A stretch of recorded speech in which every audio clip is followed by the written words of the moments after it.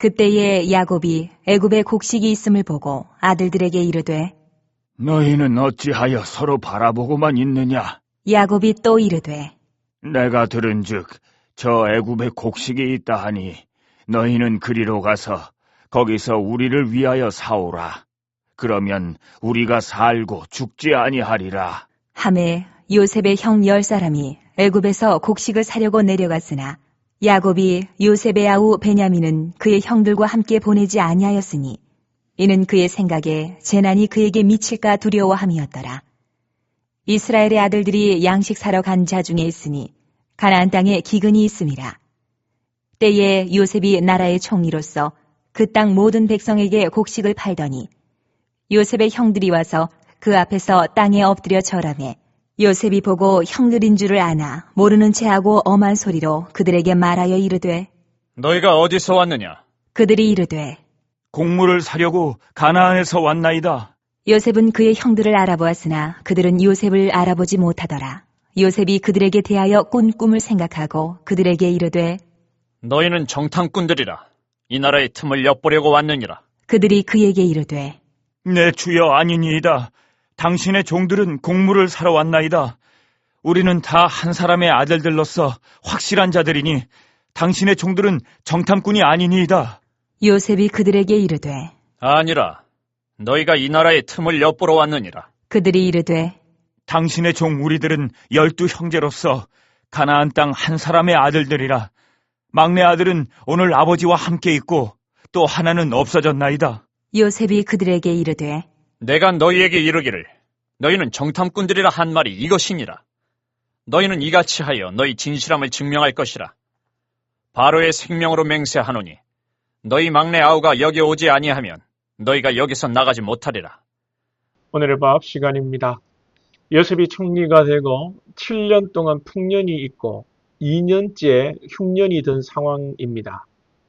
요셉의 아버지 야곱이 사는 이 요셉의 고향에도 똑같이 흉년이 들고 양식이 없는 상황에서 야곱은 애굽의 곡식을 구하러 오라고 애굽에서 곡식을 구하러 오라고 아들들을 보냅니다. 당시에 요셉은 미리 흉년을 알았기 때문에 애굽에서 총리로서 양식을 비축해 두었기 때문입니다.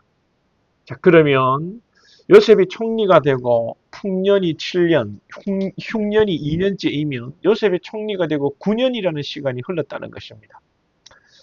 여러분, 우리 같으면 총리가 되고 나면 그냥 가만히 있었을까요? 노예로 살고 감옥에 있을 때는 어림도 없지만 이제 총리가 되었을 때는 상황이 다릅니다. 당장 사람들을 시켜서 아버지 집을 찾을 수도 있고 형들을 찾을 수도 있을 텐데 요셉은 9년이나 아무런 액션을 취하지 않고 기다렸다는 것입니다. 요셉의 그 10대 때의 모습과 지금 30대의 태도가 너무나 다릅니다. 물론 10대는 뭐 철이 없다고 하고 30대는 이제 철이 들었다고 할 수도 있지만 이것은 사람의 일반적인 철이 있고 없고의 문제만은 아닙니다. 10대에는 자기가 꾼 꿈을 형들에게 바로 기다리지 않고 성급하게 다 떠벌렸다면 30대가 되고 노예 시간을 보냈고 억울하게 감옥의 시간을 보내면서 요셉은 철도 들었지만 이제 하나님의 때를 여러분 배운 것입니다. 그리고 하나님의 때를 알고 그 하나님의 때가 도래할 때까지 기다려야 한다는 인내와 순종을 배운 것이죠.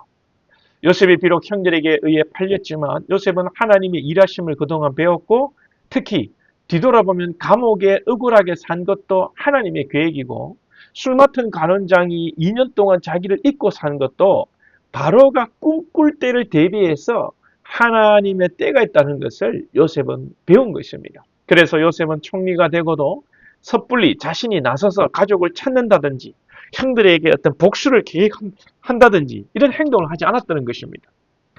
어제 수요일 기도회 때 히브리서 5장 8절에서 고난으로 순종함을 배운다라고 했습니다. 그래요. 요셉은 아버지 집에서 대우받고 뭐 채색옷도 입고 잘 살 때는 천지도 모르고 속된 말로 여러분 방자히 날뛰었다면 이제 고난을 통해 순종을 배우고 인내를 배우고 하나님의 때까지 하나님의 때가 있다는 것을 생각하며 절제와 이 인내를 배우고는 하나님의 때를 기다리며 순종했다는 것입니다.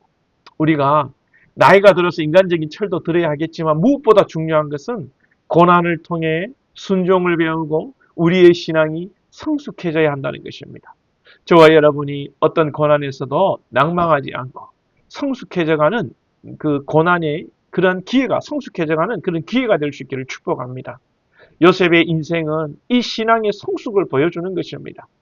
요셉이 총리가 되고 부자가 되고 출세했다는 그 이야기가 아니라 주님이 고난을 통해 순종을 배웠다라고 히브리서 기자가 말한 것처럼 요셉도 모진 세월을 통해 순종을 배웠다는 것입니다. 우리는 요셉의 세상적인 이 성공에 초점을 맞출 것이 아니라 하나님의 일하심에 요셉이 이제 동참하고 하나님의 그 큰 계획 속에 요셉이 하나가 되고 하나님의 일꾼으로 살아간다는 초점에 우리가 관심을 가져야 하는 것이죠.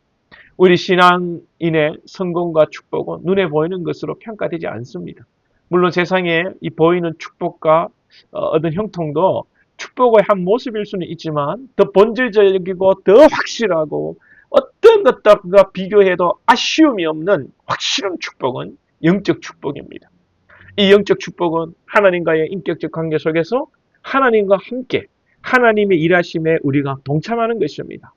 성경이 말하는 믿음의 영장, 성경이 말하는 인생의 성공은 무엇입니까? 여러분 히브리서 11장에 보면 믿음의 영웅들이 나오죠. 그들은 모두 믿음으로 증거를 받은 사람입니다. 그런데 등장하는 인물들의 인생을 보면 어떤 사람들은 고난 중에 믿음을 지킴으로 세상에서 어떤 형통의 어떤 그런 삶을 살기도 하지만 그러나 어떤 사람은 대부분의 사람은 많은 사람들이 믿음을 지키다가 여러분 많은 것을 잃어버리고 생명까지도 잃어버렸습니다. 믿음으로 얻기도 하지만 믿음으로 여러분 뺏기기도 했습니다. 그러나 그들은 믿음으로 뺏기지만 그들은 여러분 웃었고 그들은 감사했고 그들은 그의 인생을 하나님께 드렸습니다. 그러므로 고난이 있느냐 없느냐, 고난이 지난 후에 세상에 낙이 있느냐, 세상에 축복이 있느냐 없느냐로 여러분 우리 그리스도인의 인생을 여러분 성공과 실패로 규정 지을 수 없다는 것입니다. 일평생 고난이 없이 부귀영화를 누리며 살아도 하나님의 사람이 되지 못한다면, 하나님과 교제하지 못한다면 그는 이런 실패한 인생입니다. 그러나 일평생 고난과 역경의 길이 많고 심지어 여러분 죄로 인하여서 또 고난을 받고 고난의 길을 간다 할지라도 하나님의 사람이 되어간다면 그의 인생은 여러분 성공인 것입니다. 우리의 인생이 이 땅에서 끝이 아니라 우리의 인생은 영원하기 때문입니다. 영원한 것으로 여러분 인정받으시고 영원한 것으로 살아가는 저와 여러분 될 수 있기를 축복합니다.